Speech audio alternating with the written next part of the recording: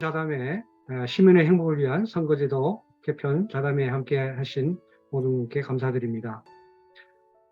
우선 먼저 오늘 전문가 토론자로 참여하신 분들을 소개하고 또 시민 참여자로서 질문을 하실 참여자 또 함께 소개하는 시간을 갖도록 하겠습니다. 전문가 토론자로서는 하승수 변호사님 참여하셨습니다. 예, 그래서 제가 소개하는 것보다 본인이 한 1분 정도 그동안 활동이라든지 또 이렇게 참여하게 된 어떤 배경에 대해서 한 1, 2분 정도 전문가 토론자님께서 말씀을 해주시면 좋겠습니다. 예, 그러면 하승수 변호사님 음소거 해제해 주시고. 네. 네, 안녕하세요. 저는 하승수라고 합니다. 제가 지금 사는 곳은 충남 홍성이고요. 저는 이제 선거제도 문제에 계속 관심을 좀 가지고 활동을 해왔습니다. 활동을 해왔고 20대 국회 때는 이제 그 독일식 연동형 비례대표제라는 어떤 선거제도로 우리나라 선거제도를 좀 바꾸는 게 필요하다고 생각해서 여러 시민단체들과 좀 정당들의 힘을 모아가지고 바꾸려는 노력을 좀 했었고요. 지금 최근에 또 선거제도 개혁 문제가 불거지면서 또 제 나름대로 할 수 있는 바들은 개인적으로 여러 가지 좀 법 개정안을 국회의원하고 같이 만든다든지 또 여러 가지 강연이나 토론회를 통해 가지고 선거제도 개혁의 좀 필요성을 좀 말씀드린다든지 그렇게 노력은 하고 있습니다. 하고 있고 제가 이제 선거제도 개혁에 관심을 가지게 된 이유는 사실 제가 정치학을 공부하거나 원래 선거제도 자체에 관심이 있었던 사람은 아닌데요. 오늘 이 주제처럼 좀 더 사람들이 행복하게 살고 좀 더 지속 가능한 사회로 가기 위해서는 뭐가 필요할까라는 고민을 하던 차에 이제 선거제도를 바꾸는 것이 가장 확실하게 우리 사회의 어떤 삶의 질을 높이고 어떤 기후위기 같은 어떤 생태계 위기를 해결할 수 있는 방법이다. 이런 생각을 좀 하게 돼가지고 선거제도 개혁에 관심을 가지고 그동안 쭉 활동을 해왔습니다. 좀 더 자세한 얘기는 이따가 드리도록 하겠습니다. 만나 뵙게 돼서 반갑습니다. 네, 감사합니다. 네. 이기영 교수님. 네, 안녕하세요. 호서대학의 이기영 명예교수입니다. 저는 독일에서 살아서 그 공부하는 동안에 본 독일의 어떤 정치 제도 그리고 하여튼 물론 이제 TV를 통해서 이제 토론 프로그램 같은 거 많이 봤죠. 그래서 그런 한국처럼 이렇게 지나치게 서로 상대방을 비하하고 범죄자로 몰아넣고 이런 아주 극단적으로 가는 거를 본 적이 없거든요. 그리고 독일은 조그만 정당들도 예를 들면 녹색당이라든가 자민당이라든가 5%에서 7% 정도 이렇게 유권자의 지지를 받아도 예를 들면은 겐셔 같은 경우는 독일 통일에 아주 주춧돌을 놨죠. 그때 콜 총리였을 때 기억을 하는데 하여튼 그리고 물론 이제 녹색당도 마찬가지죠. 환경부 장관은 계속 녹색당에서 하고 그러니까 선거 때 그렇게 끔찍하게 서로를 이렇게 비하시키고 범죄자로 몰고 이런 일이 없고 또 정부가 바뀌어도 당이 바뀌어도 그대로 이어지는데 우리나라는 전 정부 때 있었던 모든 사람들도 다 끌어내리고 정책도 다 없애버리고 무슨 매번 숙청을 하는 것처럼 좀 희한하더라고요.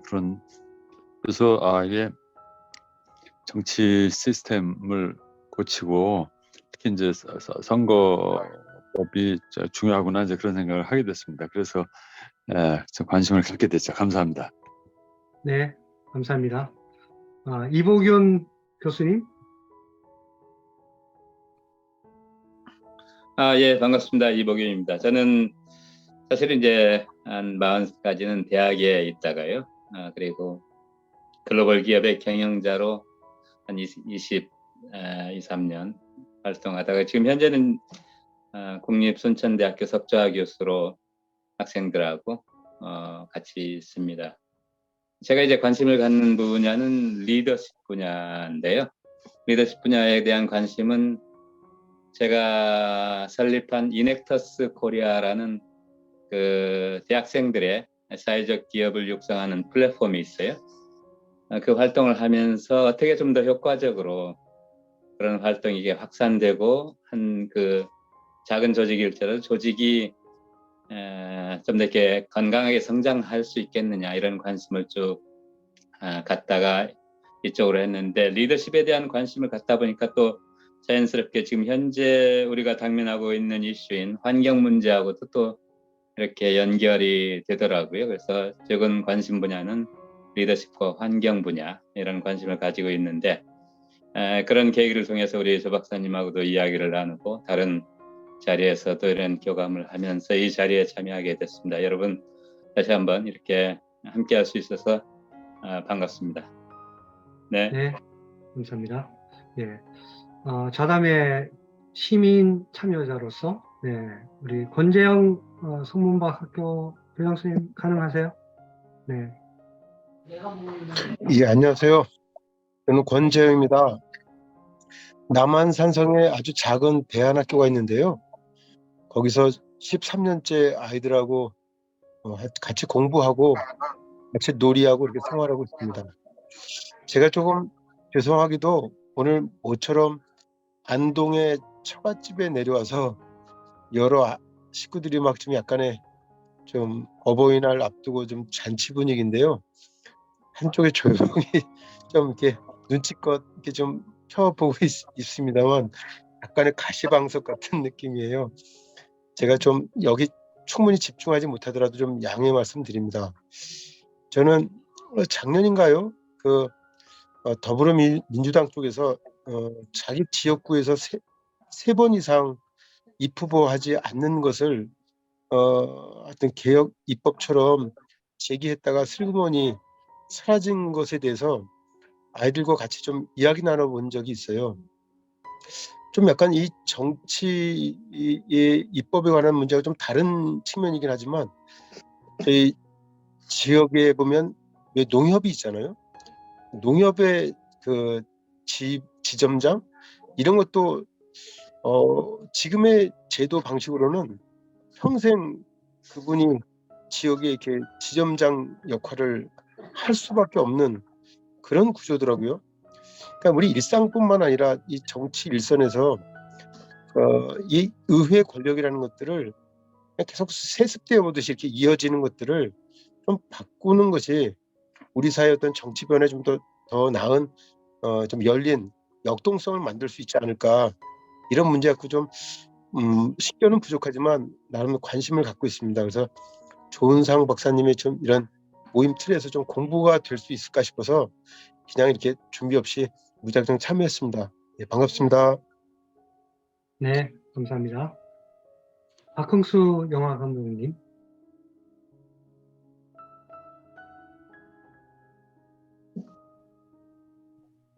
네, 반갑습니다.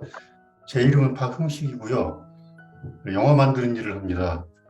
최근에 김대건 신부님을 다룬 탄생이라는 영화 만들어가지고 개봉을 했는데 아직 VOD는 일부러 내보내지 않아서 안 보신 분들이 많이 있을 겁니다. 저는 뭐 보통의 예술가들이 그렇듯이 그 사회 문제에 당연히 뭐 관심을 갖고 있고요. 또 예술이라는 거는 또 그 현실주의이기도 하지만 이상주의이기도 해서 그 제가 나름대로 꿈꾸는 게 있기도 해요. 그래서 그 이번 이 선거제도에 관한 토론도 그 지난번에 오프라인 한번 만났을 때 흥미 있게 들었고 저도 좀 배우고 싶어가지고 마침 또 이 자리에 끼워주셔서 참여하게 됐습니다. 잘 부탁드립니다. 네, 감사합니다. 우리 황미경 중도학술문화원 연구원님. 네, 안녕하세요. 황미경입니다. 저는 정치에 전혀 관심이 없는 무관심한 그런 사람이었는데요. 세월호 사건으로 인하여 사고로 인하여 정치를 무관심하면 안 되겠다 이런 생각을 가졌었는데 제가 중도학술문화원에서 일을 하게 되면서 이런 유적 보존에 관한 문제를 하게 되면서 선거를 통해 가지고 야편일 때는 모두 다 반대를 하다가 다시 여가 되면 다 모두 찬성을 하는 기립을 해가지고 이렇게 투표를 하는 걸 보면서 정말 저는 경악을 금치 못했거든요.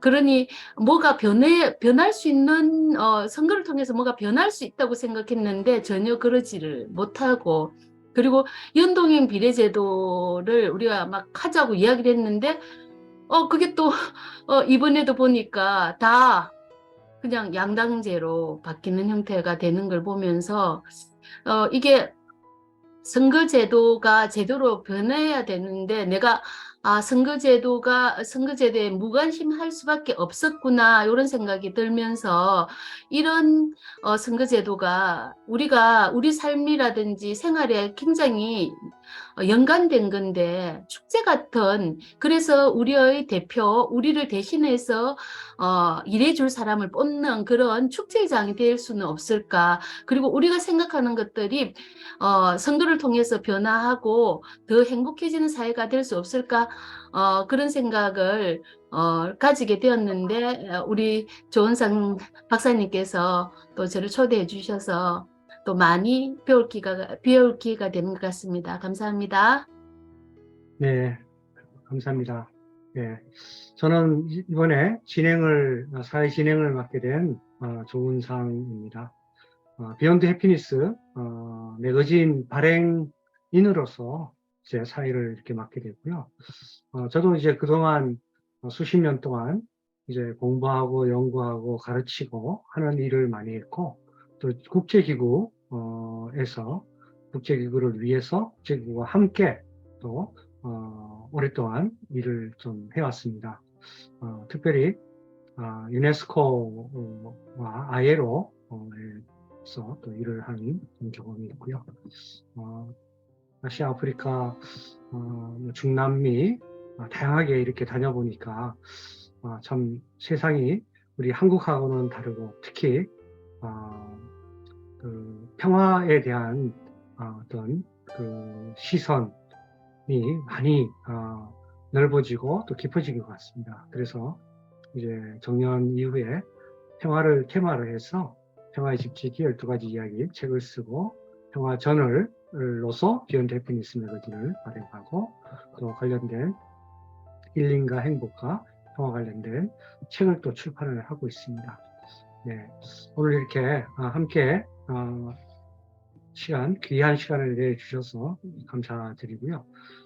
우선 이렇게 시민의 행복을 위한 선거제도를 다루는 자담회를 하게 된 이유에 대해서 잠깐 설명을 드리겠습니다. 사실 우리 대한민국이 1945년 광복 이래로 엄청난 변화를 해왔습니다. 저희가 이제 아프리카나 아시아에서 얘기를 할 때 우리가 40, 50년 전에는 정말 원조를 받는 1960년대 1인당 GNP가 100불 정도였다.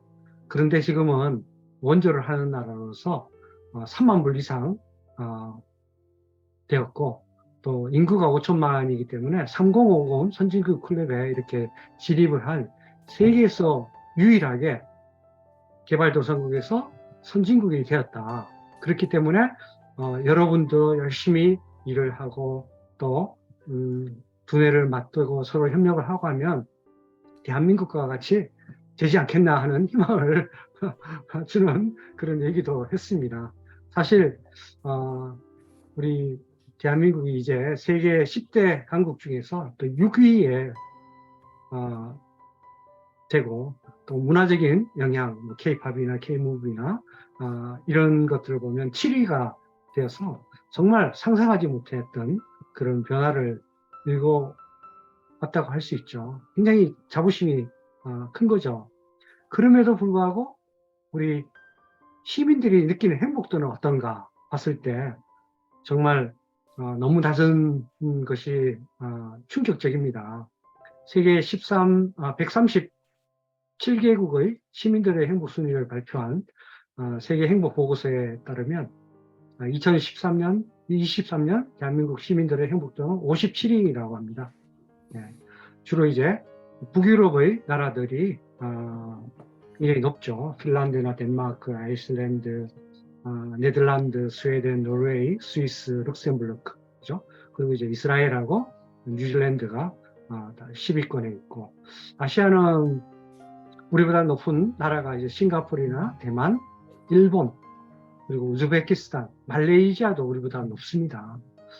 그래서 결국은 우리 대한민국 시민들이 경험하는 이런 행복하지 못하는 것은 결국은 불평등이라든지 양극화라든지 지나친 어떤 경쟁을 강조하는 교육이라든지 미래에 대한 어떤 불안, 환경 오염 등 이러한 모든 것들이 결국은 대한민국의 정치가 낳은 산물이다라고 말을 할 수 있겠습니다. 그래서 선거제도가 이런 정치의 갈등 구조, 경쟁적인 교육, 사회 양극화 문제 등을 다양하게 풀 수 있는 핵심이 될 수 있기 때문에 정말 비욘드 해피니스 2호의 좌담의 주제로 잡아야겠다고 이렇게 결정을 하게 되었습니다. 그런데 많은 분들이 선거제도가 바뀌어도 큰 변화가 없다라고 또 생각을 합니다. 돈이 많이 들고 선거는 또 그렇게 해서 힘들게 국회의원이 되면 시민을 위해서 일을 하는 거 아니고 자기 자신을 위해서 국회의원이 더 되기 위해서 노력하고 기업이나 특권층을 대변을 한다고 합니다. 평범한 시민을 위한 정치가 정말 이루어질 수 있나? 정말 선거가 우리 삶을 변화시킬까 하는 그런 의문이 든다고 할 수 있겠습니다. 그래서 어쨌든 이러한 선거제도 개편에 대해서 그동안 진행해 온 부분이 있습니다. 예, 그래서 첫 번째 질문을 하려고 합니다. 첫 번째 질문은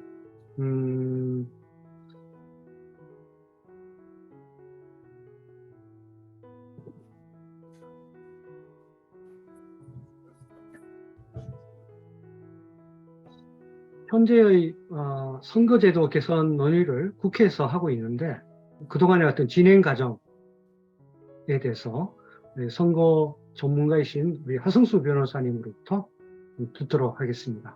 네. 변호사님 소리가 안 들립니다. 네. 예.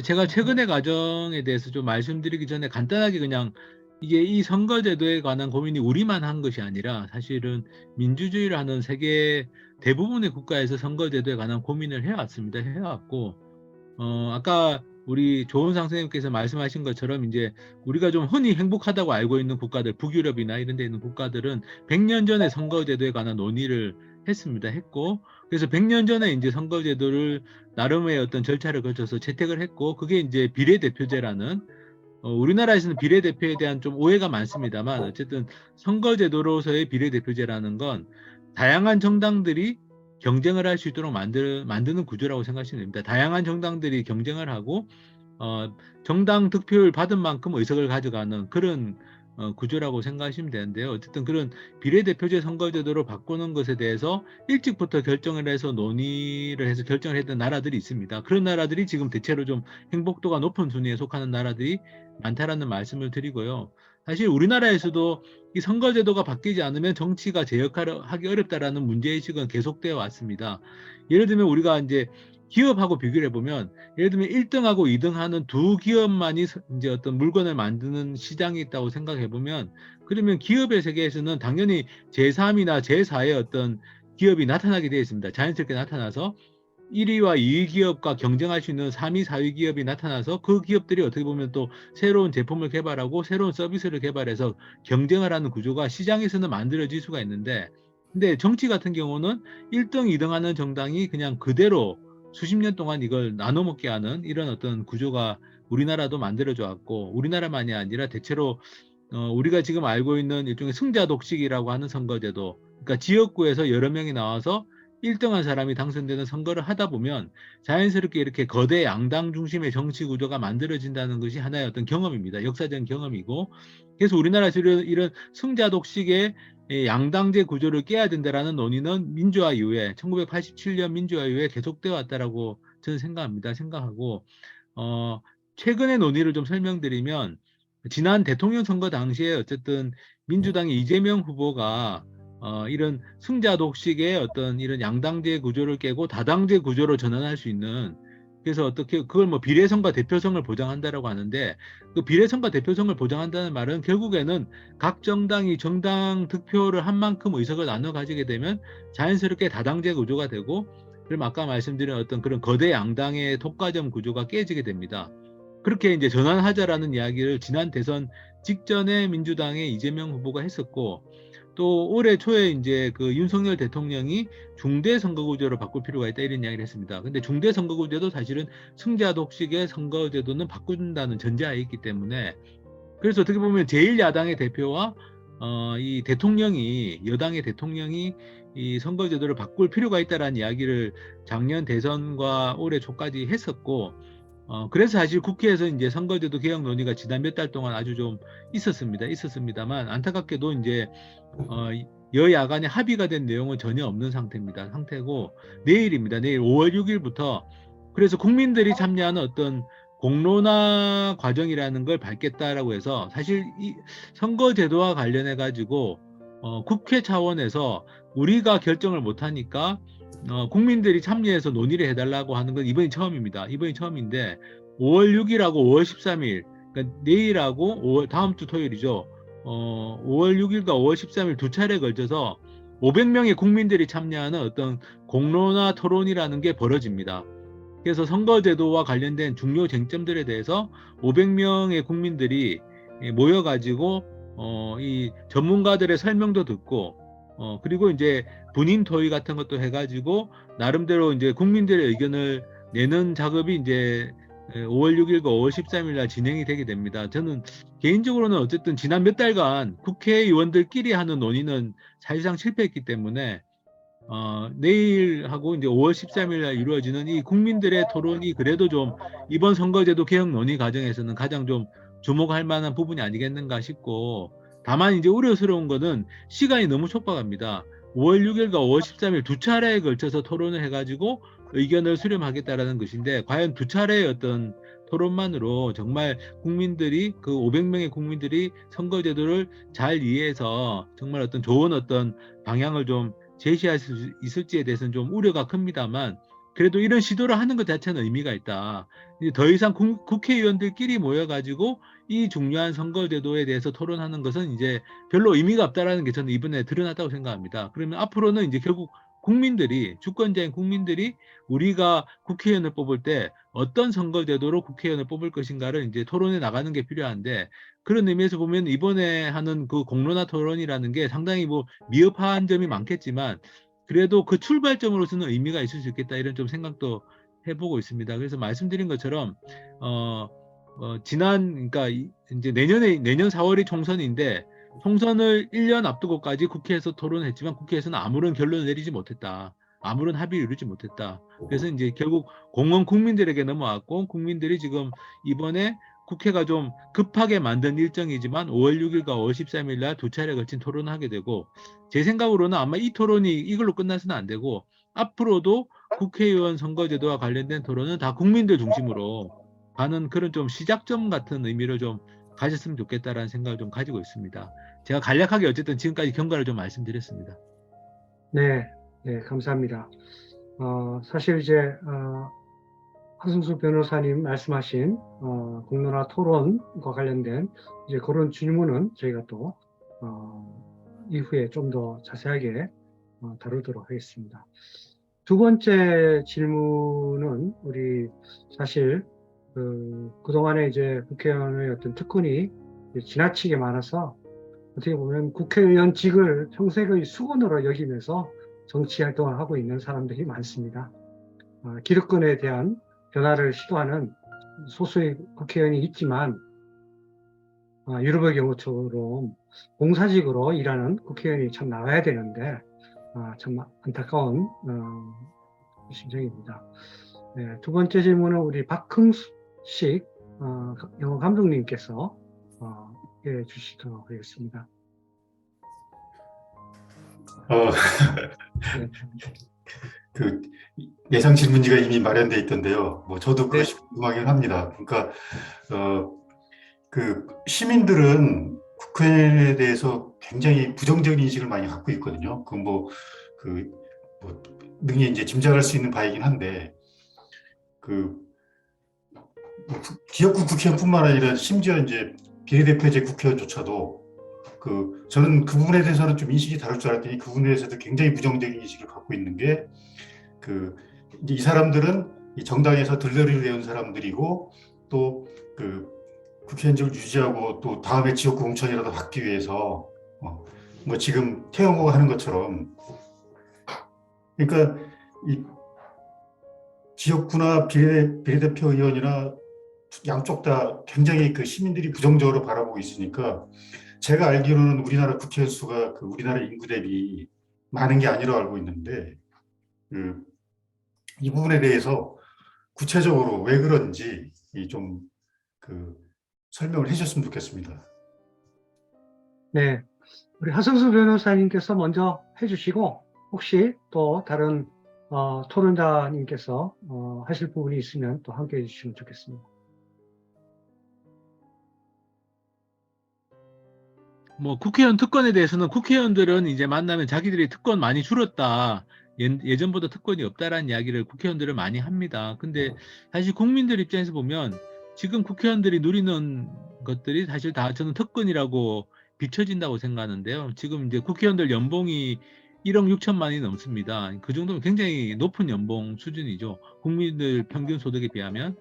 그리고 개인 보좌진이 9명에 달하는데 사실은 미국을 제외하면 이렇게 9명씩이나 되는 개인 보좌진을 둔 그런 나라들이 없습니다. 없고 또 국회의원들이 잘못을 저지르면은 원래 징계를 받아야 되는데 뭐 공무원들도 다 징계를 받지 않습니까? 근데 국회의원들은 뭐 법을 위반하거나 잘못을 저질러도 국회의원들끼리 징계위원회를 만들어서 징계를 하기 때문에 사실상 징계가 되는 경우는 거의 없는, 그러니까 일반 공무원에 비해서도 굉장히 많은 특혜를 누리고 있습니다. 그래서 저도 이제 사실은 이런 국회의원들의 연봉이나 보좌진이나 이런 것들을 좀 줄이고 국회의원들도 그냥 일반 공무원처럼 잘못하면은 처벌도 받고 징계도 받는 걸로 간다면, 그렇다면은 지금보다 좀 국회의원 숫자가 늘어나는 게 좋지 않겠는가.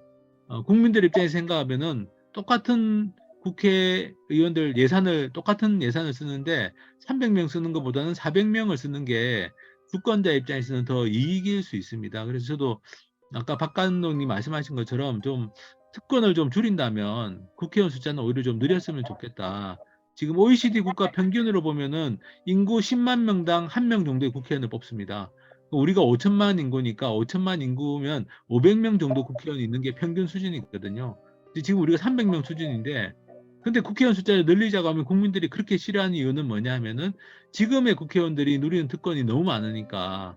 그러니까 이 특권을 줄이지 않으면 국회의원 숫자를 늘리는 거에 대해서는 아마 국민들이 동의하기가 좀 어렵지 않겠나 생각합니다. 네, 혹시 이기영 교수님, 이복윤 교수님 추가하실 말씀이 있으시면 하고요. 그렇지 않으면 세 번째 질문으로 넘어가겠습니다. 네, 세 번째 질문은 제가 잠시 네. 첨언한다면 예. 지금 하 변호사님 말씀하셨듯이 이 부분은 특권과 선거제도 문제는 연동돼 있다는 생각이 들고요. 실제 이제 특권이 있다 보니까 워낙 크다 보니까 그것을 놓지 않으려는 상황에서 사실은 어떤 정치 신인이 진입하는 기회도 매우 협소해지고 사활을 건 그런 경쟁들이 치열해지다 보니까 온갖 협잡이랄지 거짓 이런 것들이 난무하지 않느냐. 그래서 사실 선거라는 것이 서두에 우리 황미영 선생님인가요? 정말 축제의 장이 되어야 되었는데 이게 워낙 특권이 있다 보니까 그게 워낙 크다 보니까 또 일반적으로 이제 시민들이 느끼는 그런 맥락에서 보면은 과도한 특권이거든요. 그런 면이 다양한 부작용이 어떤 구심점이 된다, 그 핵심이 된다라는 생각을 많이 하고 있습니다. 예. 네, 결국은 이제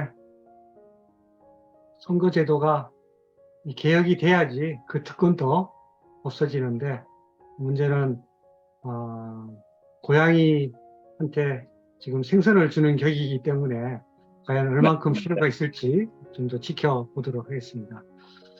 네, 이제 바로 이제 그런 점에서 선거제도의 개혁을 위해 가지고 해외에서는 어떠한 시도를 했는지 하는 그런 질문을 우리 권재영 선생님 가능하시겠습니까? 예, 네, 네. 말씀하셨습니다. 네, 하여튼 아까 말씀드린 것처럼 지금 밖에서는 음식 나누라고 뭐 좀 시끌벅적한데 너무 말씀이 재밌고 귀해서 그냥 눈치 안 보고 지금 열심히 배우고 있습니다. 제가 좀 선진 사례 그런 시민의회라든가 시민사회에서 그런 선거 제도에 관한 어떤 좀 변화, 그런 개혁들을 위해서 좀 노력하고 그것에 진행된 사례들이 좀 있다면 좀 알고 싶은데요. 그와 더불어서 우리가 기초 지자체 시의원들조차도 정당의 공천을 받아서 이렇게 진행되잖아요. 작년에 제 경험으로 하나 말씀드리면, 그 지역사회에서 꽤 열심히 시민운동을 같이 했던 한 사람이 도의원이 된 적이 있어요. 근데 국회의원 내내 졸졸 따라다니고 하더라고요. 평소의 모습과 다르게. 그래서 내가 좀 당신답게 좀 한번 좀 제대로 하면 안 되냐라고 했는데 결국은 하소연을 하더라고요. 그래서 뭔가 좀 되게 서글펐어요. 그러니까 뭔가 이렇게 정당이라는 이런 공천의 문제에서부터 하여튼 아주 아끼는 동지 하나를 잃어버린 것 같은 그런 비애감, 그런 게 되게 마음이 좀 많이 아프고 좀 정말 고통스러웠습니다. 시민사회가 이런 것들 좀 더 어떻게 변화할 수 있는 어떤 방법들을 찾아갈 수 있을지, 다른 나라에 좋은 사례가 있다고 한다면 좀 말씀 좀 듣고 싶습니다. 네. 우선 이 부분은 하승수 변호사님 부터 시작을 하시고, 혹시 이기영 교수님 있으시면 함께 해주시면 좋겠습니다. 네. 예, 제가 아까 5월 6일하고 5월 13일 날 이제 그 공론화위원회, 그러니까 500명의 어떤 국민들이 이제 그 선거제도 개혁에 대해서 토론을 한다고 말씀드렸는데, 사실 이게 우리나라에서 뭐 처음 시도하는 사례는 아니고, 사실 외국에서는 이제 시민의회 방식이라고 해가지고 이 선거제도에 대해서 한 1년 정도, 그러니까 무작위 추첨으로 뽑힌 국민들이 한 1년 정도 선거제도에 대해서 토론을 했던 그런 사례들이 있습니다. 대표적인 사례로 거론되는 게 이제 캐나다가 지금 우리나라처럼 국회의원 선거 제도는 이제 소선거구제, 그러니까 1등만 당선되는 선거를 하고 있는데, 지금 주의회, 캐나다는 이제 연방제 국가라서 주의회 선거를 하는데, 캐나다의 주의회 선거 제도를 좀 먼저 바꾸자는 논의가 계속되어 왔고, 그래서 주의회 선거 제도를 바꾸려고 하다 보니까 이걸 바꾸기 위해서는 이제 시민들을 무작위로 뽑아가지고 한 1년 정도 말씀드린 것처럼 이제 토론을 해서 우리 주에서는 어떤 선거제도를 택할 것인지를 이제 공부도 하고 토론을 해가지고 시민들이 어떤 대안을 제시했던 그런 사례가 있습니다.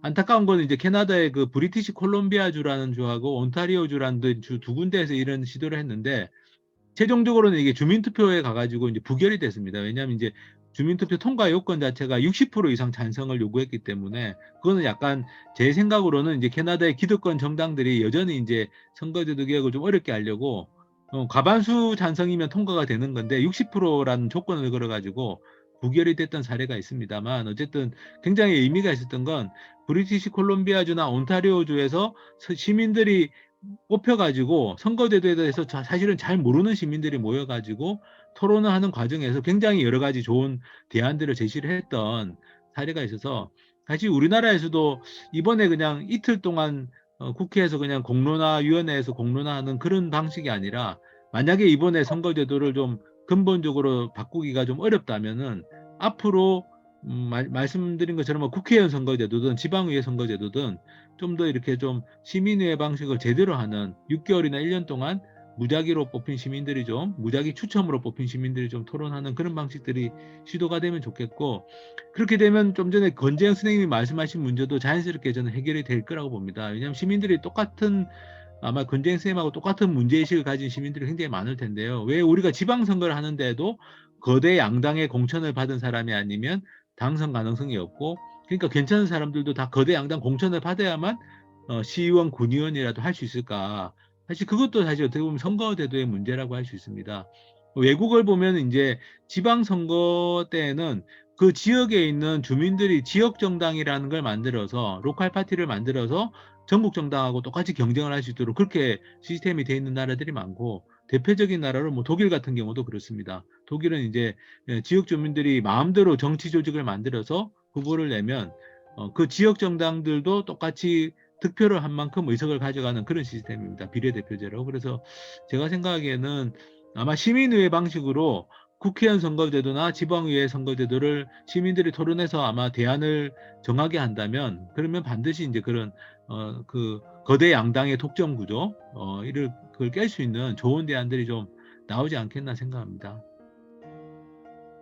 네, 사실 이제 이 방식은 이미 해외 사례를 통해서 있는데 그것을 우리 나라에 어떻게 도입을 할 것인가 이제 바로 그 문제에서 국회에서는 국회의원들은 가능하면 뭐 300명 이렇게 해가지고 그냥 한 달 그냥 대충 해서 그냥 넘어가고 싶어 하는 거고 그죠? 우리 시민들은 그게 아니다. 정말 6개월이든 3개월이든 1년이든 제대로 공부해서 제대로 된 안을 만들고 싶다 하는 그런 것 같아요. 결국 시민의 힘을 더 키워야지 가능할 것 같습니다. 네. 그러면 이 부분은 저희가 이제 다른 토론자님 의견이 이제 없으시면 넘어가도록 하겠습니다. 네 번째 질문은요. 결국 이제 오늘날 국회를 보면 양당 중심으로 해서 서로 반목하고 대립하고 갈등하고 그래서 정치 뉴스, 정치와 관련된 신문을 보면 항상 정말 짜증을 나게 하는 보면 너무 힘들어요. 그래서 오히려 정치 관련된 이슈는 가능하면 피하고 싶어지는 게 사람의 심리인 것 같더라고요. 만약에 정말 어린아이들도 국회에 가서 훌륭한 배움의 장이 되려면 국회의원들이 그죠? 정말 법안을 내고 그거에 대해서 토론을 하고 또 타협도 하고 양보도 하고 하는 그런 모습을 보여주면 어린아이들이 국회에 가서 많은 것을 배우고 할 텐데 지금은 가면은 배우는 게 이건 뭐 싸우고 큰 소리 치고 그죠? 대립하고 갈등하고 이런 거기 때문에 배울 바가 없는 것 같아요. 그래서 결국은 어떻게 우리도 이러한 정치를 할 수 있을지 정말 다른 나라에 분명히 훌륭한 그런 사례가 있을 거로 생각합니다. 그래서 우선 우리 독일에서 이제 공부를 하시면서 또 많은 거를 이렇게 관찰하고 경험을 하신 우리 이기영 교수님으로부터 먼저 그런 유럽의 어떤 사례에 대해서 잠깐 말씀을 듣도록 하겠습니다.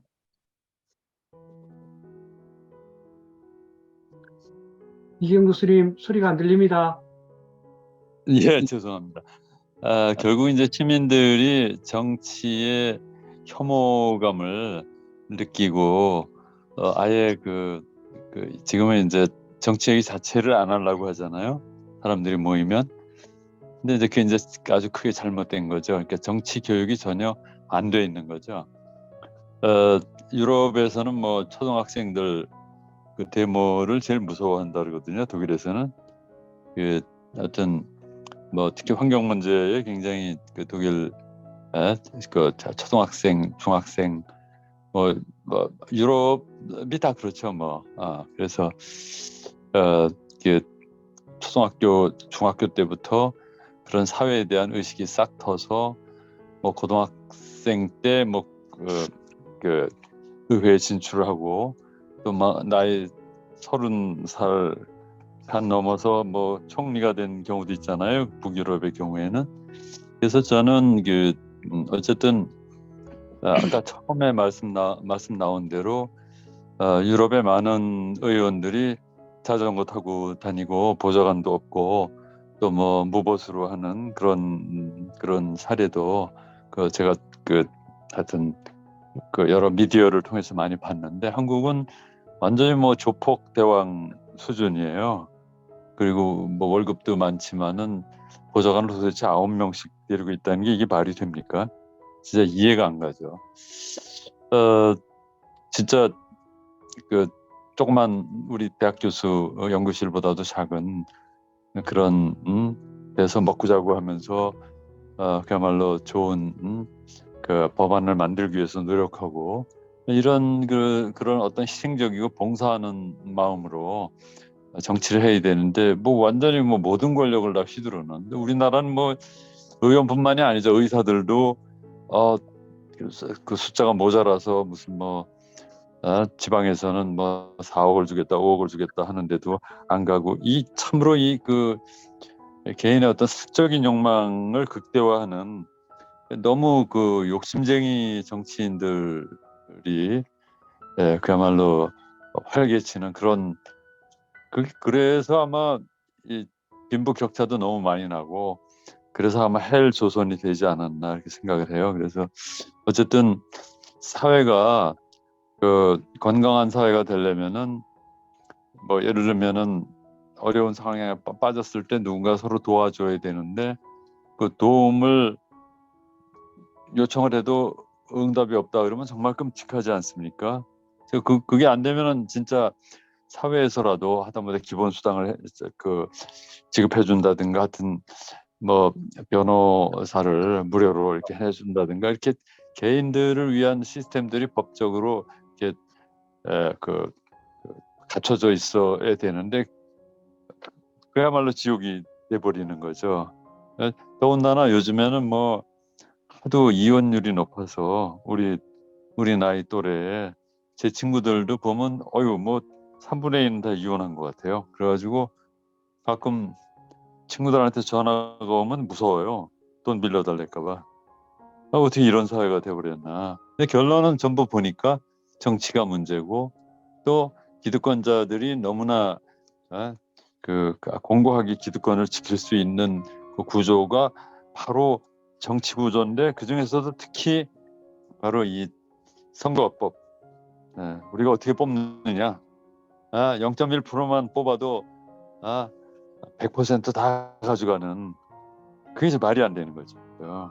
그래서 결론은 저는 비례대표제를 하여튼 강화시켜서 비례대표 의원을 가능하면 많이 늘리는 거를 바라는데 이미 뭐 자기들 과반수 이상 의석을 차지하려고 뭐 여나야나 다 거기에만 그냥 빠져 있어가지고 다시 또 맨날 돌아오면 탑이래. 그러니까 뭐 국민들이 불행하든 말든 아무 상관이 없는 거죠.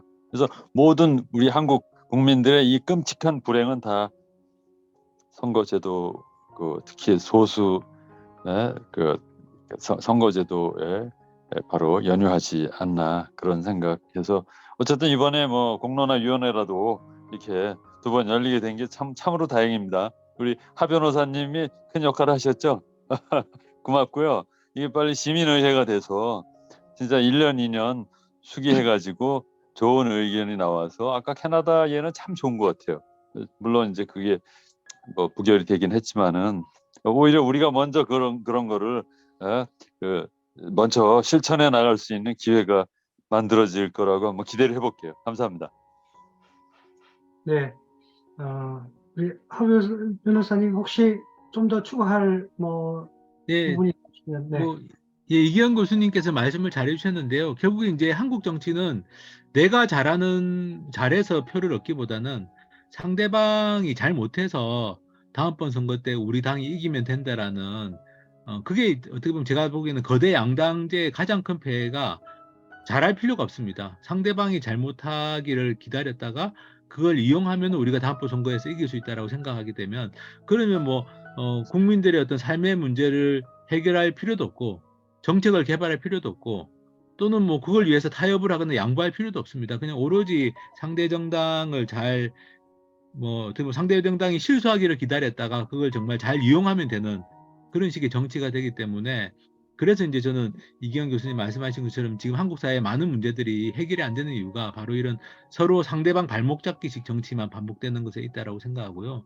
그리고 이제 많은 분들이 그러면 비례대표제가 되고 다당제 구조가 되면 그러면 그게 달라지느냐라는 질문을 많이 하시는데, 저는 이제 비례대표제라는 선거제도가 가진 효과 중에 하나는 정당 지지율대로 의석이 나눠지기 때문에 특정한 한 정당이 과반수를 차지하기가 어렵습니다. 의회에서. 그러면 그 정당이 마음대로 할 수가 없고, 그러면 다른 정당들하고 연합을 하거나 연립을 해야 되는데 그때는 결국 정책을 통해서 연립이나 연합을 할 수밖에 없고, 그러다 보면 그 과정에서 정당들끼리 정책에 관해서 토론도 많이 하게 되고 정책 경쟁을 통해서 우리 당의 정책을 좀 관철시키려고 하고, 그러다 보면 자연스럽게 이제 과반수가 되려면 타협을 해야 되고 서로 양보를 해야 되고, 그러면서 이제 정치가 어떤 정책을 중심으로 돌아가고 국민들의 삶의 문제를 중심으로 돌아가게 되는 구조가 자연스럽게 형성이 되는 게 바로 비례대표제라는 선거제도, 그리고 그게 가져오는 다당제 구조의 장점이라고 봅니다. 그런 점에서 저는 이제 우리가 지금 보고 있는 한국 정치의 폐해를 극복하려면 결국에는 이제 선거제도를 바꿔서 다당제 구조로 좀 전환하는 것이 필요하지 않겠는가라는 생각을 좀 해봅니다.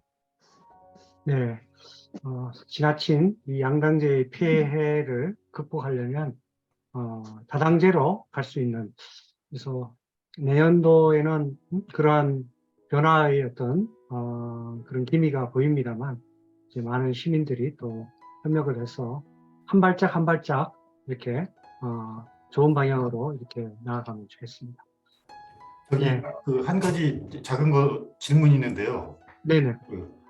내일하고 13일 날 500명이 모여서 500명의 시민이 모여가지고 이제 선거법 대안을 마련하는 작업을 한다고 했는데, 그 500명은 이제 무작위로 뽑혔다고 하셨지만 구체적으로 어떻게 뽑힌 건지 좀 알고 싶어요.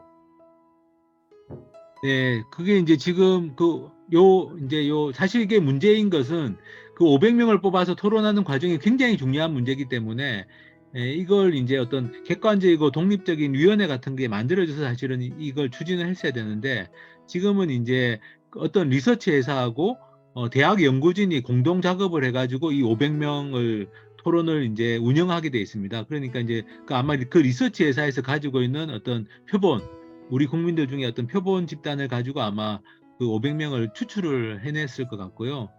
사실은 이제 뭐 그렇게 할 수도 있지만 이제 이 과정이 정말 객관적이고 공정하다고 나중에 평가받으려면 사실은 그런 어떤 이런 시민의회를 운영하는 주체 자체도 사실 굉장히 좀 독립적이고 객관적으로 구성이 될 필요가 있는데, 제가 알기로는 현재로서는 아마 이제 어떤 그런 리서치 회사와 대학 연구진의 협업으로 500명을 추출해내고, 그래서 아마 그걸로 토론을 운영하는데, 일단 TV로 중계를 한다고 합니다. 그 전문가들이 발제하고 그 토론하고 질문하는 과정은 이제 TV로 중계를 한다고 하니까 아마 그 중계를 보면 과연 이번 이 과정이 또 뭐 부족한 점이 뭔지 이런 점들은 아마 나오지 않을까 싶습니다. 네, 감사합니다. 그러면 하나 제가 제안을 좀 하고 싶은데요.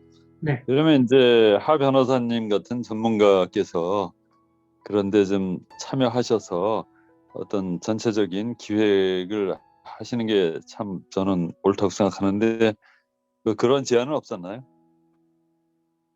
이번 과정은 이제 국회 정치개혁특위가 어쨌든 입찰을 해서 어떤 리서치 회사와 대학 연구진을 선정을 하고 컨소시엄을 만드는 연구진을 선정하고, 또 그 전문가들이 참여하는 패널도, 발제나 토론 패널도 이제 그렇게 정해진 거라서 사실은 시민사회가 여러 가지 제안을 했습니다만, 그건 뭐 제가 참여하고 안 하고의 문제는 아니고 시민사회가 좀 더 이 과정을 좀 더 객관적이고 공정하게 만들기 위해서 좀 시민사회가 좀 참여할 수 있는 길을 열어달라고 제안했습니다만, 제가 알기로 이번에는 이제 그건 아마 안 받아들여진 걸로 알고 있고요. 그건 아마 국회 정치개혁특위가 이 양당 의원들 중심으로 구성되어 있다 보니까 그렇게 시민사회에 대해서 아주 개방적이지는 못한 걸로, 현재로서는.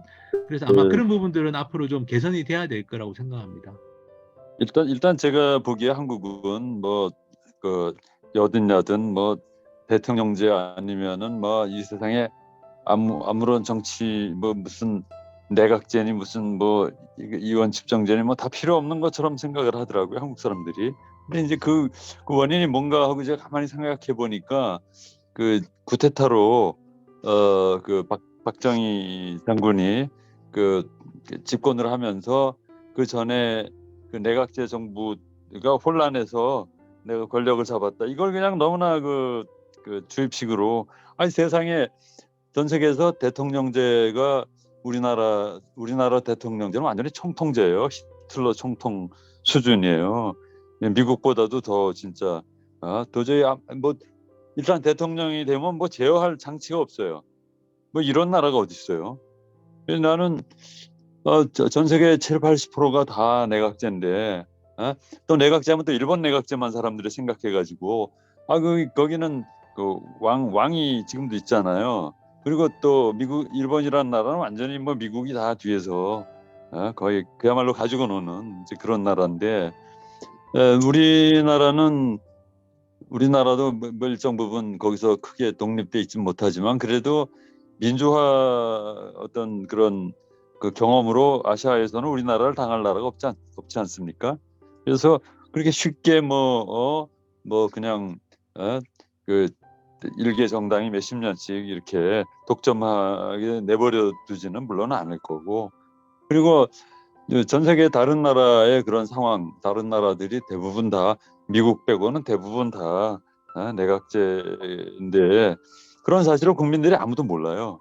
그래서 제 생각에는 이런 거를 좀 TV 토론이나 이런 여러 가지 그 오픈 창구를 통해서 국민들한테 교육을 시키는 게 우선 돼야 되지 않나 그렇게 생각합니다. 여기 이런 경우에 이제 하 변호사님이 이제 책임이 큰 거죠.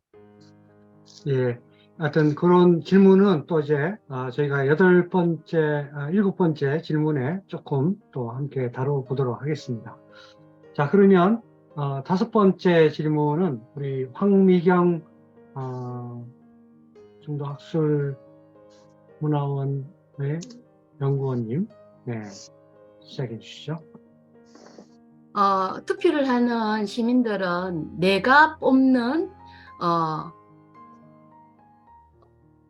그 사람이기 때문에 내 의견이 반영되기를 바라요. 뭐 어떤 특정 당이나 계층의 이해를 반영하는 것이 아니라 시민 모두의 행복, 모든 사람들이 지속 가능한 행복을 줄 수 있는 그런 정책이 이루어지기를 바랍니다. 그런데 사실은 투표하기 전에는 보면은 그 소상공인이라든지 자영업자들 위해서 모든 사람들이 다 후보자들이 다 위하는 것 같이 이야기를 하는데 막상 되고 나면은 전혀 반영이 안 된 그 큰 기업에 이런 사람들을 위한 정책이 진행되는 걸 보면서 우리가 의견을 내는 건 하나도 반영이 안 되는구나 그런 생각이 들면서 그런 거에 대해서 공감하고 이게 납득이 가지 않는 이런 답답한 게 있는데 이 시민들의 다양한 의견을 듣고 서로 다 소통하고 공감할 수 있는 그런 직접 민주주의 제도가 현실적으로는 어려운 것일까 한번 여쭤보겠습니다. 네, 우리 하 변호사님부터. 네. 네, 사실은 이제 지금 말씀하신 답답함 때문에 그동안 이제 직접 민주주의, 뭐 참여 민주주의, 또 그런 아까 시민의회 방식 이런 여러 가지 제도들을 좀 제안도 했는데 현재 이제 이 거대 양당 중심의 국회는 시민들이 참여하고 시민들의 의견을 듣는 것에 굉장히 부정적입니다. 아까 이기영 교수님께서 이번에 공론화위원회에 대해서 좀 더 이렇게 좀 이렇게 좀 적극적으로 이렇게 시민사회 의견을 수렴하는 게 안 된 부분도 이제 말씀을 하셨는데, 사실은 이게 이제 지금 현재 거대 양당 중심의 국회에서는 시민들의 의견을 직접 듣는 것 자체를 이제 본인들의 권한을 축소시키는 거라고 생각합니다. 자기들이 결정하고 싶어 하는 거죠. 뭐 예산이 됐든 정책이 됐든. 그러니까 시민들의 의견을 들을 준비가 안 돼 있고요. 저 생각은 이제 아까 그 다당제 구조하고 연결되는 게, 만약에 다당제 구조가 되면 시민들의 의견을 좀 더 적극적으로 들어야 된다. 또 직접 민주주의 제도도 좀 더 적극적으로 우리가 도입해야 된다. 가령 이제 우리가 지금 헌법에 보면은 국민 발안 제도가 없습니다. 근데 국민 발안 제도라는 게 이제 헌법 개정안이나 또는 법률안을 국민들이 직접 제출할 수 있는 제도인데요. 사실 국민 발안 제도가 필요하다는 거는 뭐 국민들 많은 부분들이 공감하십니다. 또는 뭐 국회의원 소환 제도, 국회의원이 잘못하면 중간에 해임시킬 수 있는 소환 제도 같은 것도 필요하다고 생각하는 국민들이 많은데, 그게 이제 지금 거대 양당 중심의 국회에서는 여기에 대해서 부정적인 겁니다. 본인들이 결정해야지 왜 국민들이 법안이나 헌법 개정안을 발의하고 뭐 국회의원을 소환하고 이렇게 할 권리를 왜 우리가 줘야 되느냐, 이런 식의 생각을 가지고 있어서, 그래서 저 생각은 이제 좀 다당제 구조가 되면 이런 직접 민주주의나 수기 민주주의, 추첨 뭐 참여 민주주의 이런 것에 대해서 좀 더 적극적으로 생각하는 정당들이 좀 들어가서 그런 제도들을 좀 현실화시키는 방법들이 있지 않겠나. 물론 그 전이라도 우리가 헌법 개정을 만약 하게 된다면 헌법 개정안에 이제 이런 국민 발안 제도나 국민 소환 제도 같은 걸 좀 도입하면 좋겠지만, 다른 한편으로는 또 국회 안에 그걸 지지하는 정치 세력이 있어야만 이게 실현 가능하기 때문에 이 문제도 사실은 좀 아까 말씀드린 그런 선거제도 개혁이나 다당제하고 많이 연결이 되는 것 같습니다. 네, 이처럼 정말 선거제도 개혁이 우리가 지향하는 시민들의 어떤 행복, 복리와 너무나 밀접한 관계가 있다는 것을 뼈저리게 느낄 수 있겠습니다. 네, 혹시 이 부분에 대해서 우리 토론자님 특별한 의견이 없으시면 다음 질문으로 넘어가도록 하겠습니다. 다음 질문은 이제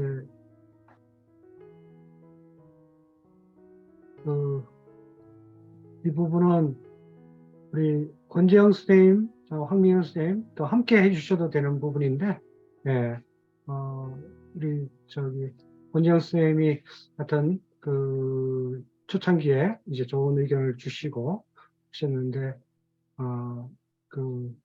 오늘 참여가 하여튼 쉽지 않을 거로 이렇게 말씀을 하셔가지고 우선 황미경 선생님 함께 하시는 것 같습니다.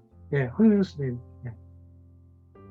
제가 그전에 시장 선거에서 보니까 청년이 나왔는데 그 청년이 돈이 없어서 손바닥만한 쪽지 또 모금을 해가지고 그 선거 홍보 포스터를 보내는 걸 봤습니다.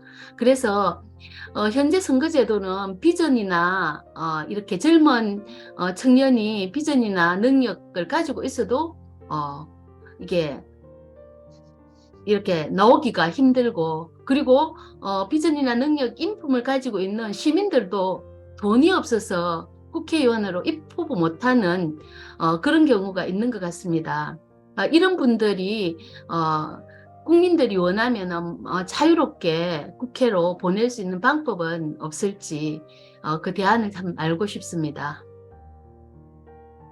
네, 혹시 권재영 선생님 여기에 질문을 좀 더 보탤 수 있는 부분이 있다면, 예. 예, 질문이라기보다는 혹시 최근에 제가 드라마를 한 편을 봤는데요. 나름대로 정치 드라마예요. 퀸 메이커라는 거 혹시 보신 분 계신가요? 근데 우리 사회를 많이 참 정직하게 담았더라고요. 아까 하 변호사님 말씀하신 것처럼 내가 잘하는 게 아니라 남의 약점 들춰가지고 상황을 계속 반전시켜가는 꼴도 그렇고, 또 노동 운동을 하시는 분이 우연찮은 기회에 이제 선거에 역할을 하게 되는데, 보면 양쪽의 정당은 다 조폭 양아치당인데, 당연히 저는 이제 드라마를 이렇게 감상하면서 시민 무소속 하겠거니 했는데, 결국은 뭐 이렇게 공천 경쟁을 하면서 양아치당 같은데 또 결국은 거기에 이제 이 후보자가 되더라고요. 그러면서 참 이걸 정직하다고 말해야 될지 이거를 좀 너무나 우리가 무의식적으로 이런 상황을 당연히 이렇게 좀 당연한 것처럼 이렇게 우리가 보고 있는 것은 아닌지 좀 그 순간 좀 무력한 느낌마저도 좀 들었는데요. 금방 좀 황 선생님 말씀하신 것처럼 좀 같은 맥락에서 좀 답답한 마음으로 뭔가 좀 고민을 하고 있는 중입니다. 네. 그러면 하승수 변호사님부터 먼저 답변 좀 부탁드립니다. 네.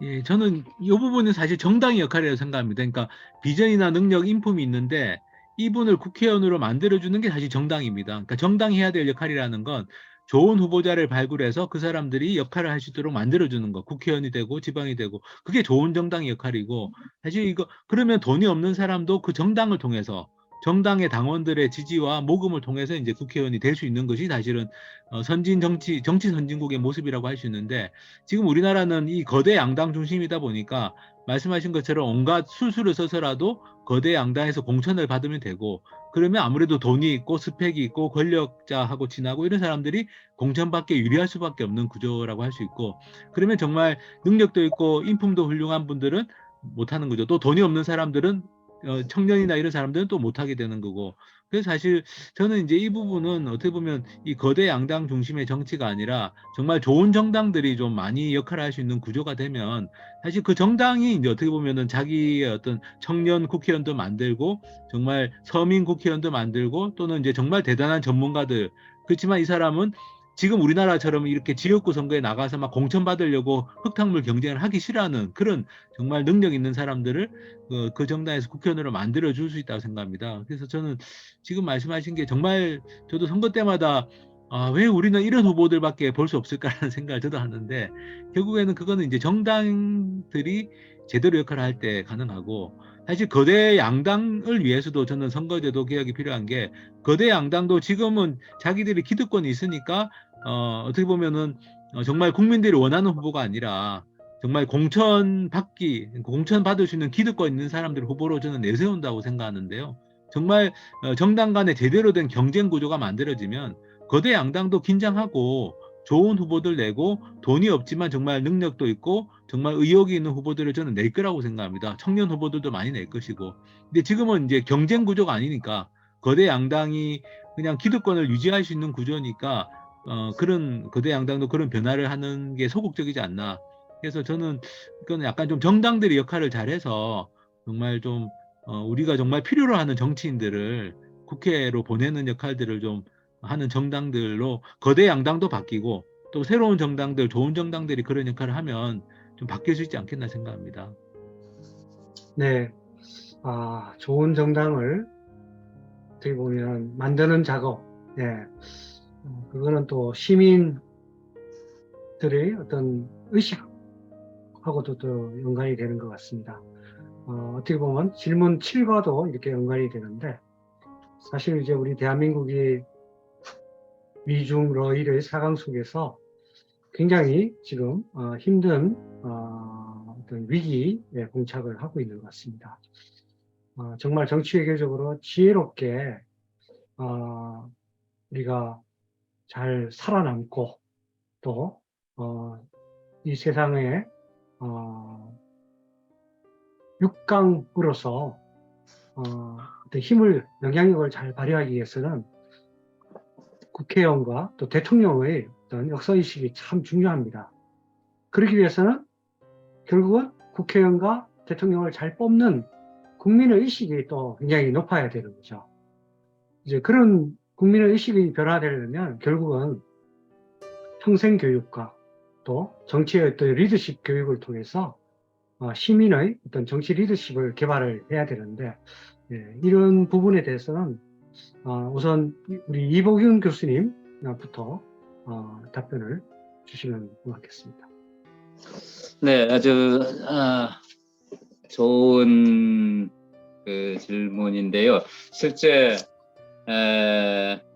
우리의 이제 선거 제도나 정치 제도를 이야기하는데 그것은 하나 이제 그릇이지 않느냐, 어떤 틀이지 않느냐. 결국 그 내용, 정신, 이런 것은 시민 의식으로 뒷받침돼야 되지 않느냐는 생각을 많이 해요. 근데 이제 제가 우리나라를 보면 우리나라가 앞서 민주에서 선진화됐다고 많이 이야기를 하는데 가끔 그런 생각도 해봅니다. 정말 우리 교육이나 이런 것들이 민주주의를 이렇게 건강하게 만들어갈 수 있는 그런 어떤 체계를 가지고 있는 것인가. 실제 제가 이렇게 보면 서양 문화는 상당히 자기 결정권을 중시하거든요.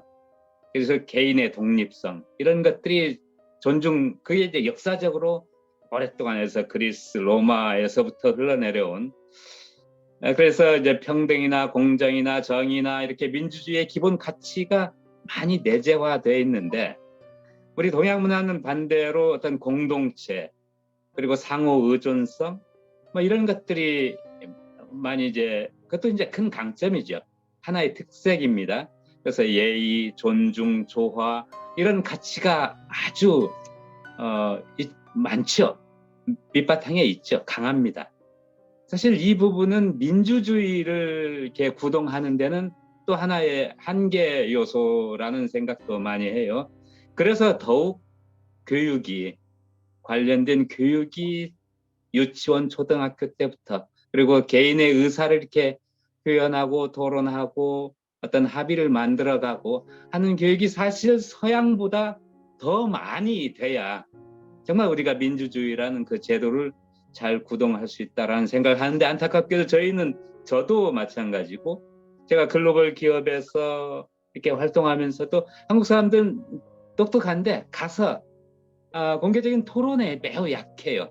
그래서 제가 이제 직원들을 교육 보내고 해도 나중에 피드백을 오는 거 보면은 이렇게 제대로 어떤 뭔가 인사이트는 있는 것 같은데 그것을 제대로 표현하지 못하면 나누지 못한 것이 되고 나누지 못한 것은 그 회의에서 기여하지 못한 걸로 되고 이렇게 이제 좀 저평가받는 부분을 많이 느꼈습니다. 그래서 사실 그런 맥락에서 보면 정말 우리가 표면적으로는 민주주의가 많이 아시아에서 앞섰다고 보지만 그것을 정말 한 단계 더 성숙화시키는 데는 이 부분이 매우 중요하고 그래서 저는 이제 그렇다고 이제 교육을 먼저 하다 보면 교육이라는 게 워낙 방대하고 장기간의 시간이 걸리는 문제가 아닌가. 그래서 오히려 전 또 리더십에 더 제가 어떻게 보면 관심을 갖게 됩니다. 리더십에 예를 들어서 우리가 이순신 장군이나 이런 분들을 이렇게 떠올려 보면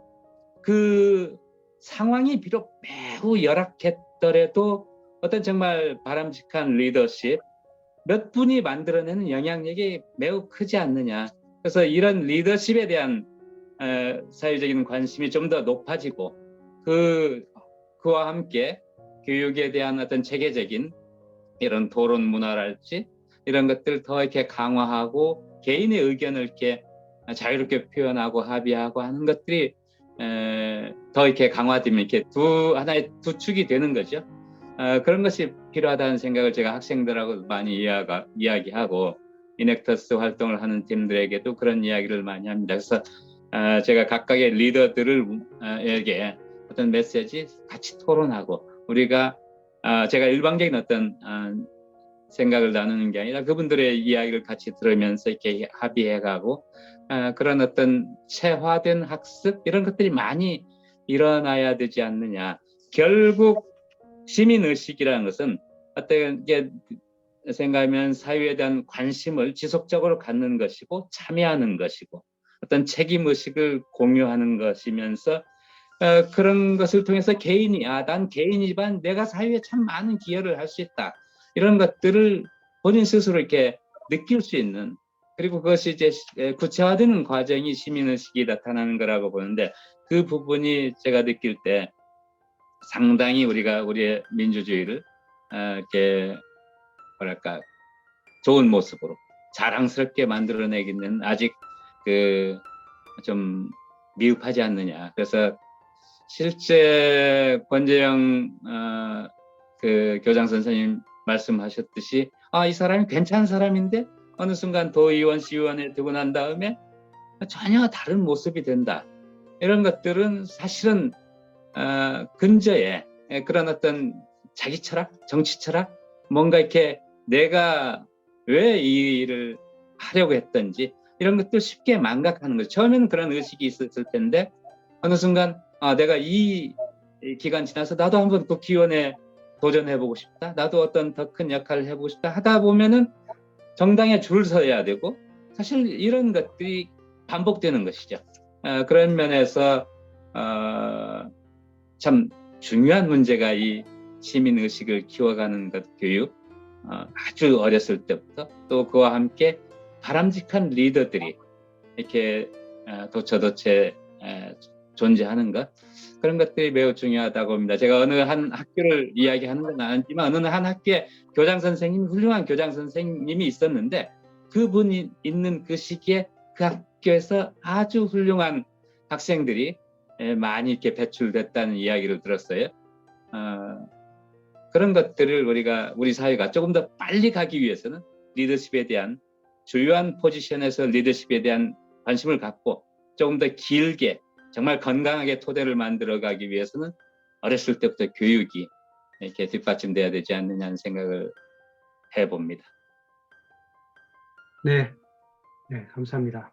우리 혹시 하승수 변호사님 좀 더 추가하고자 하실 말씀이 있으십니까? 네, 저도 그래서 이제 어떻게 보면 저도 이제 그 교수님 말씀에 너무 동감이고 또 그런 리더십을 우리가 만드는 것도 우리 지금 우리나라 우리 주권자인 국민들의 역할이 아닐까.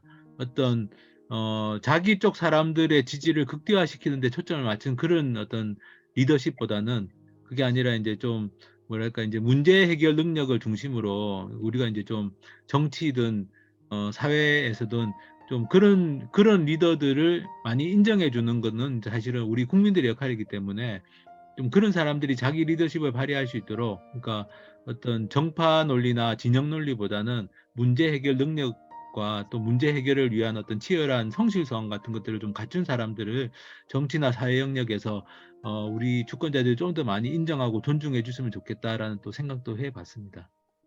예, 맞습니다. 정말 공감하고요. 실제 저희가 지금 이게 별개의 문제가 아니라고 봐요. 예를 들어서 제가 가장 지난번 대통령 선거에서 가장 힘들고 오랫동안 이렇게 어떤 충격에서 벗어나지 못한 것은 저희는 우리나라가 교육 수준이 대학을 졸업하고 하는 그런 어떤 국민들의 퍼센테이지가 뭐 70%가 넘고 뭐 이런 어떤 그런 거 그리고 상당히 많은 그 민주화에 대한 그 투쟁의 역사 이런 것들을 다 경험했던 사람들이 있다고 보았는데 어떻게 이런 결과가 나올까? 라는데 그게 이제 잘 연결이 안 됐거든요. 그래서 아주 힘들었어요. 힘들고 산에 오르면서 이렇게 그것을 소화시키기 위해서 하기도 했는데 결국은 그런 선거 결과가 나오는 것도 결국 우리의 어떤 시민 의식이나 이런 것들이 포장된 대학 학력 수준이랄지 이런 것을 떠나서 정말 민주주의의 어떤 원칙, 개별 자기 의사결정권 이런 게 아니고 그런 것은 말은 아는데 자기 의사결정권이라는 표현은 익숙하게 아는데 그렇게 행동하지 못한다는 것이죠. 지역 정서, 감정, 뭐 조금의 어떤 이게 더 이렇게 천착하고 하는 이런 부분들이 결국 현재 우리 시민 의식 수준이 아닌가 그런 결과가 나온 거 아닌가라는 생각이 들어서 사실 힘들었죠. 더욱 힘들었죠. 네. 네. 사실 우리 이희영 교수님. 네. 사실은 지난번에 제가 잠깐 말씀드렸었는데 지난 대선 때 제가 김관영 의원 지금 이제 전북도지사가 됐죠. 둘이서 사실은 거의 한 2달 전부터 거의 매일 전화를 하다시피 해가지고 그 명동 선언을 이끌어냈어요.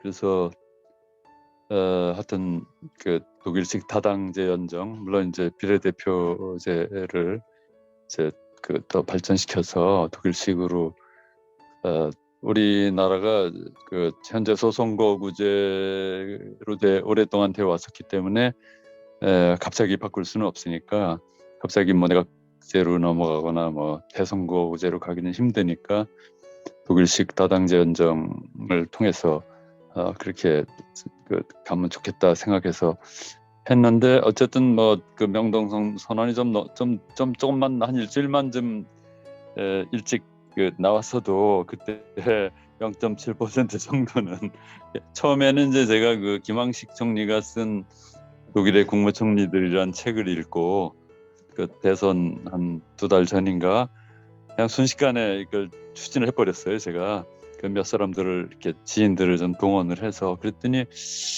그때 어떤 민주당이 조금 아무래도 자기네가 약세니까 얼른 물었죠.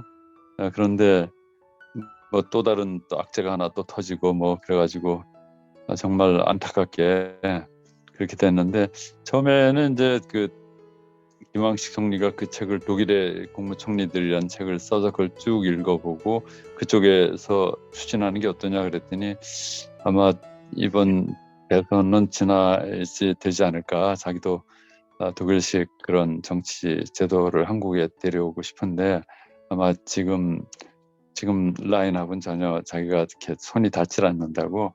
그래서 이제 제가 급하게 뭐 몇몇 분 동원해서 민주당 쪽으로 이렇게 해서 했더니 거기서 얼른 동의를 했어요. 그래서 순식간에 이제 이루어졌는데 뭐 제가 이제 그쪽 정의당 쪽이나 아니면 국민의당 쪽하고도 이렇게 손을 이렇게 뻗쳐서 협조를 받기로 다 됐는데 이상하게 막판에 그야말로 전혀 하여튼 정의당 쪽에서도 심상정 의원이 의회에 세 번째 토론 때 행동을 해서 깜짝 놀랐고 더군다나 국민당은 잘해놓고선 그날 밤에 갑자기 등 뒤에서 칼을 맞았는지 어쨌든 그래서 제가 한 달 만에 머리가 다 하얘져 버렸어요. 그래서 그때 만약에 됐으면은 진짜 우리나라가 완전히 그냥 뭐 그야말로 통일로 나가고 뭐 이런 것들이 다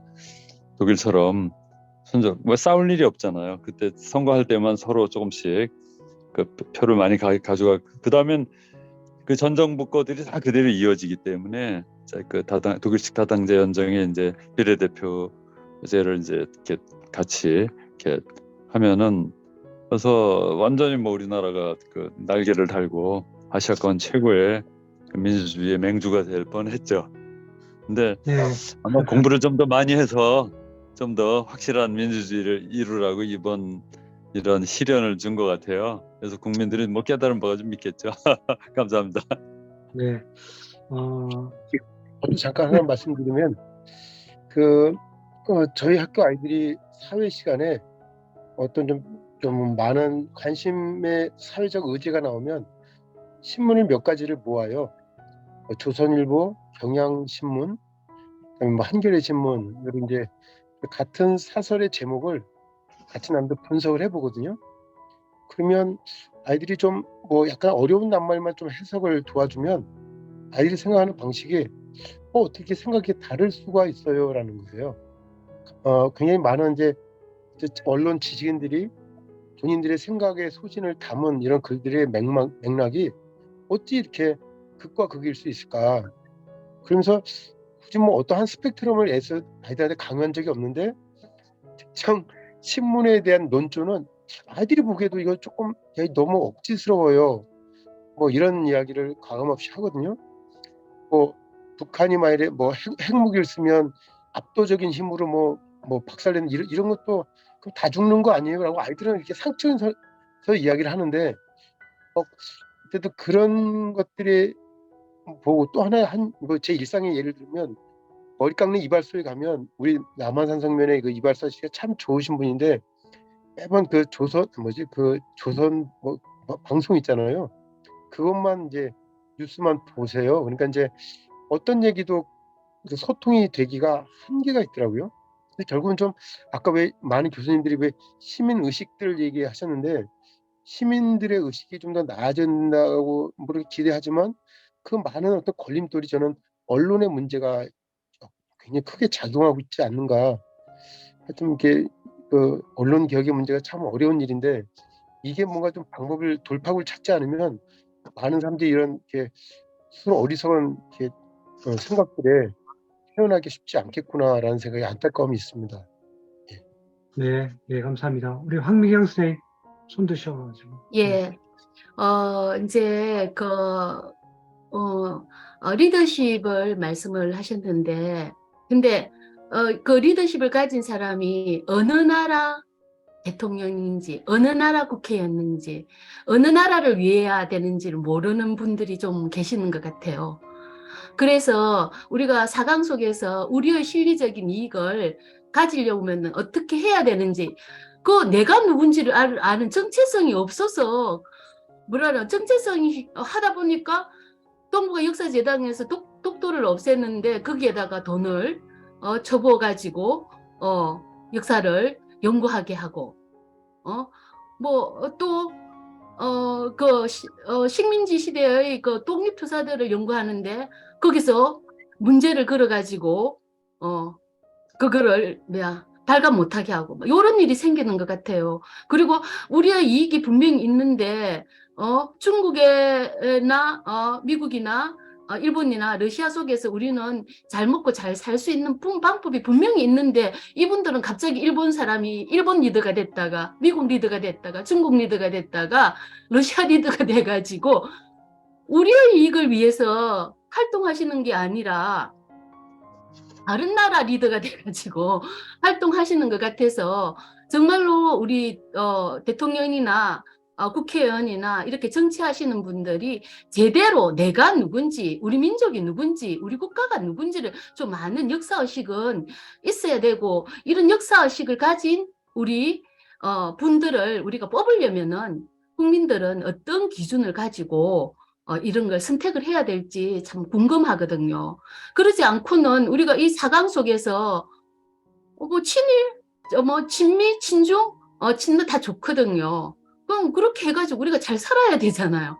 그런데 한 번은 사드로 중국에 얻어터지고, 한 번은 또 이런 식이 되다 보니까 대체 이거 우리는 언제 통일을 하고, 언제 우리의 역사를 바로 배우고, 언제 우리의 자존감을 세울 수 있는지, 이 정치가분들이 어떻게 해야 이런 분들을 제대로 뽑아가지고, 우리도 자부심도 좀 가지고, 긍지도 가지고, 우리가 지금 한류로 세계를 주름잡고 있는데, 왜 이렇게 됐는지 도저히 알 수 없고, 우리가 이런 분을 뽑으려면 어떤 기준을 가지고 뽑아야 될지 정말 궁금합니다.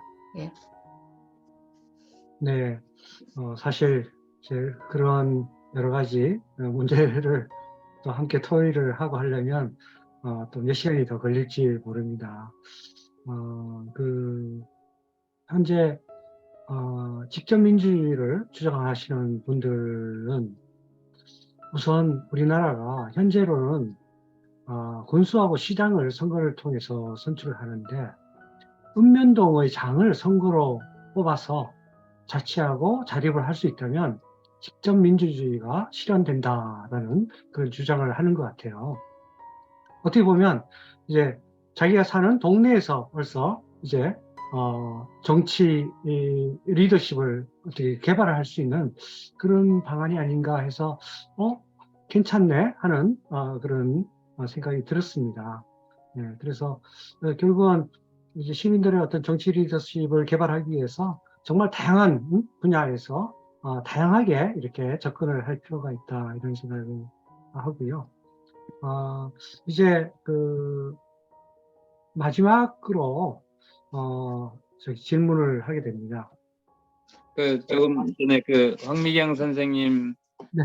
질문에 대해서 조금 이제 간략하게 첨언하자면, 실제 지난 대선 전에 제가 상당히 문제 의식을 가지고 제가 외국에서 지내면서 느꼈던 것, 또 회사를 경영하면서 느꼈던 것, 또 학생들하고 같이 일하면서 느꼈던 것, 그래서 리더십에 대한 어떤 선거에서 사실 리더십에 대한 개념을 일반 어떤 시민들이, 국민들이 같이 어느 만큼 공유하고 있다면 그것이 자기가 리더가 되는 데에도 아주 도움이 되고 필요하지만, 또 다른 리더를 선출하는 데에도 아주 중요하다는 생각을 해서, 예를 들어서 선거 후보자에 대한 평가랄지, 그래서 철학과 비전, 그다음에 소통 능력, 조직 운영과 성과 창출 능력이랄지, 그래서 쭉 표를 만들어서 아는 분들하고 공유도 하고, 또 제가 제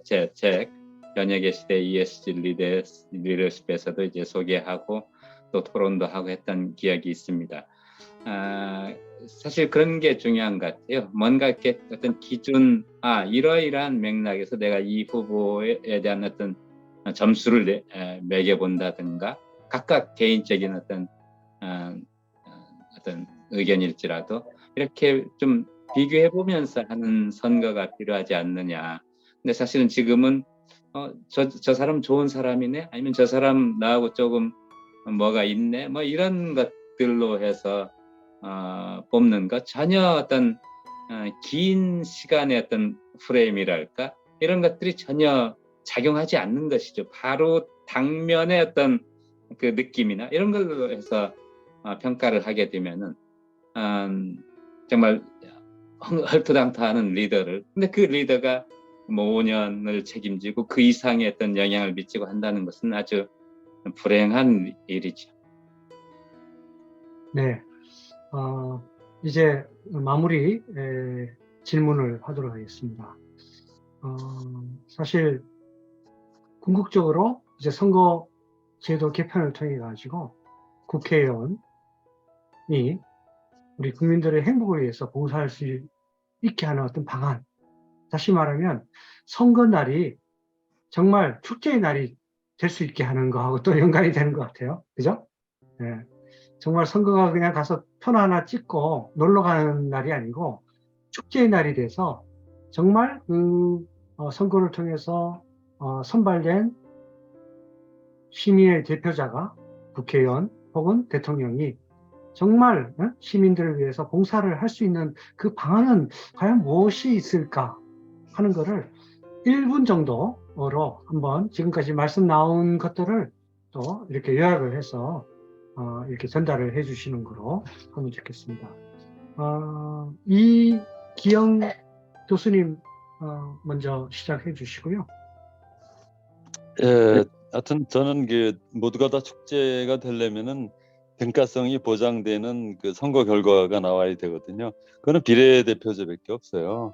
그러니까 그 조금씩 누가 좀 더 갖고 누가 좀 더 작게 갖더라도 가진 만큼 그게 그 정치에 그 국가 사회의 그 번영에 그 기여할 수 있도록, 그래야지 그게 축제가 되는 거지. 0.1%만 가져가더라도 99% 다 싹쓸이하고, 이 말이 안 되는 거죠.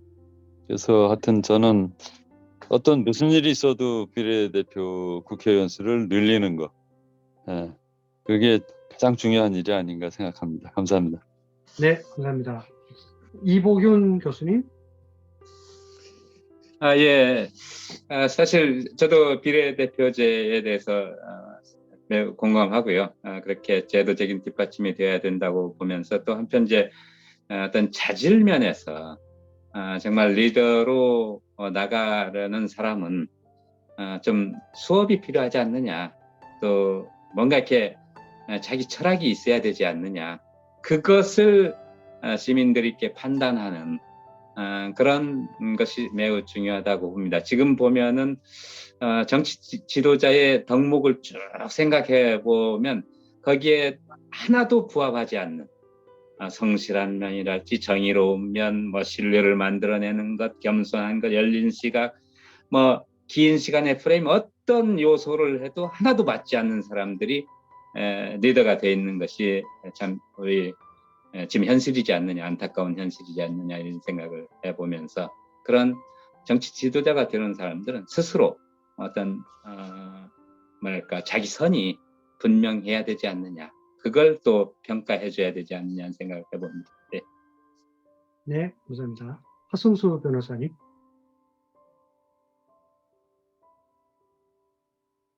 저도 뭐 국회의원들을 많이 비판합니다만, 그래도 뭐 소수이긴 하지만, 뭐 전체 국회의원 300명 중에 뭐 10%도 안 되는 소수이긴 하지만, 그래도 국민들을 걱정하는 국회의원들이 저는 있다고 생각합니다. 근데 그 국회의원들이 공통적으로 하는 말은 뭐냐?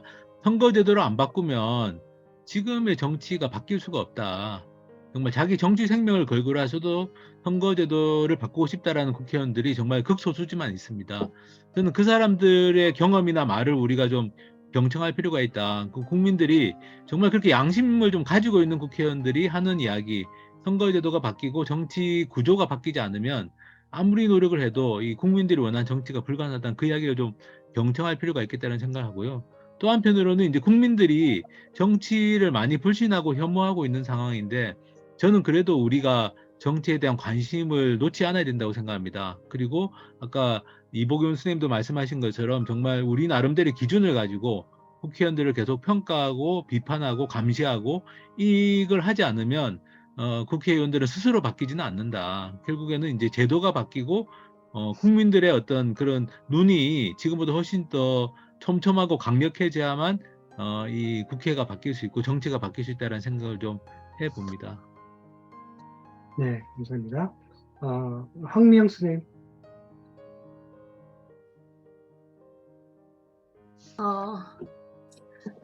저는 그런 걸 봤던 기억이 있습니다.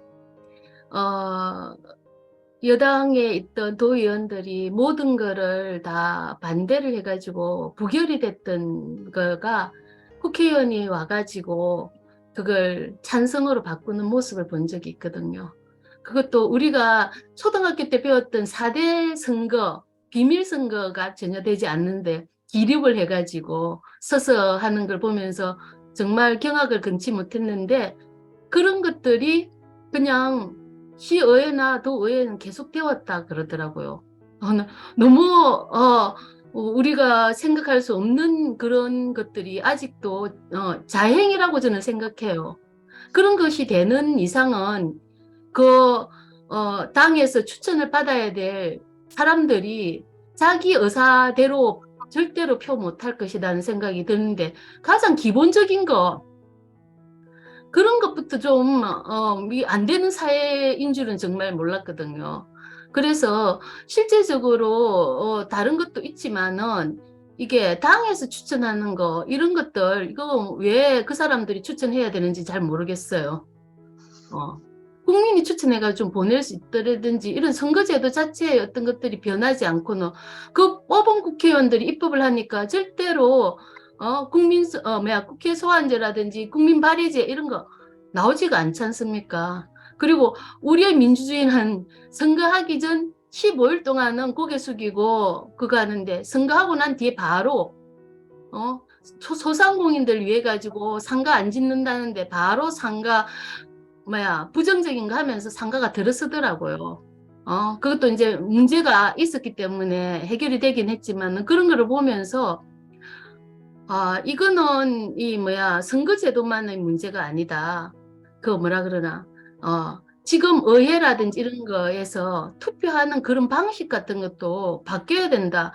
거기 들어가면은 달라지는, 그러니까 국회의원 되기 전에는 정말로 괜찮던 사람이 아까 건재영 선생님이 말씀하셨듯이 들어가면은 그쪽에 맞춰져야 되니까 이상해지는 거예요. 네. 이상해지는 게 아니라 그 분위기에 따라가는 거. 이런 것들은 우리가 생각을 해보면은 그 집단 이기주의에 들어가기 때문에 그게 이제 결국은 초등학교 애들한테도 피자 사주고 햄버거 사줘야 선거에 된다는 이런 분위기로 이제 나타나고 있는 것 같아요. 그렇기 네. 때문에 이거는 좀 많은 우리의 변화가 좀 필요하다. 선거제도뿐만 아니라 네. 사회적인 그런 것들, 기본적인 그런 것들이 좀 많이 바뀌어야 되지 않을 건가 생각하고 오늘 많은 좋은 이야기들 감사합니다. 네, 다음 기회에 이제 더 많은 의견을 또 제시할 수 있는 그런 기회를 마련하도록 하겠습니다. 우리 박홍수 감독님.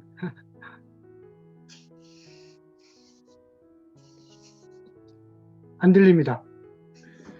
오늘 나온 문제들에 대해서도요. 저도 똑같이 문제로 느끼고 있고요.